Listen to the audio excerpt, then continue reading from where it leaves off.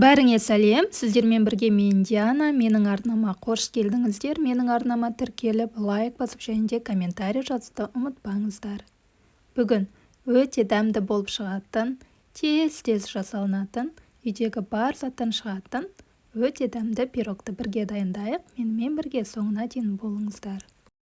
Ең алдымен апельсинімізден шырын шығарамыз. Ол үшін апельсинімізді екі бөлікке бөліп, осылай қолдың көмегімен қысамыз. Егер де сіздерде соковыжималка болса, сонымен де істесеңіздер болады. Осылай бір апельсиннен менде 120 миллиграммдай шырын шықты. Егер де апельсин болмаса, мандаринді де жасасаңыздар болады. Барлық керекті ингредиенттер төменде описаниеда жазылған. Керекті заттардың барлығы бөлме температурасында болғаны дұрыс.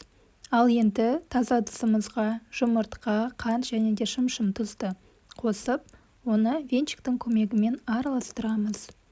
Бұл пирогтың бір жақсысы, ешқандай миксер қолданбасаңыздар болады, тек венчикпен ғана жасалынады. Ал енді пирогымызға апельсин шырынын қосамыз және де айранымызды қосамыз. Айранымыз бөлме температурасында болғаны дұрыс. Енді осыны жақсылап тұрып араластырып аламыз. Енді құрғақ ингредиенттерімізді қосамыз. Ол үшін ұнымызды електің көмегімен міндетті түрде өткізіп алыңыздар. Енді әрі қарай біз кішкене ас содасын және де ас қопсытқышты қосамыз. Ас содасын қосқан себебіміз біздің пирогта айран қосылған. Сондықтан міндетті түрде ас содасын қосуды ұмытпаңыздар. Енді жақсылап тұрып араластырып қою, қаймақ массасындай қамыр жасаймыз.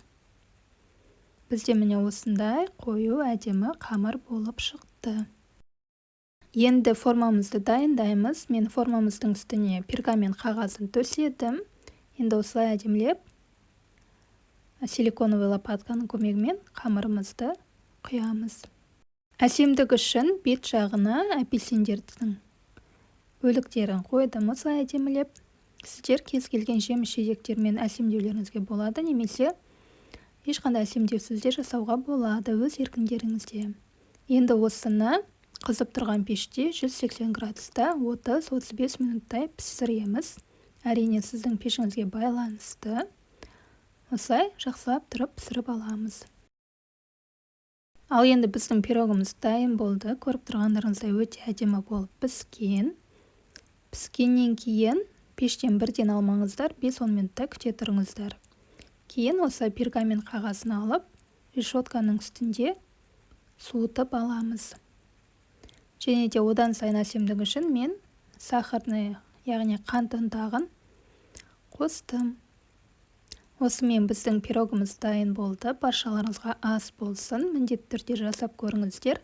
Жасалуы еш қиын емес, тек қана венчиктің көмегімен жасалынады.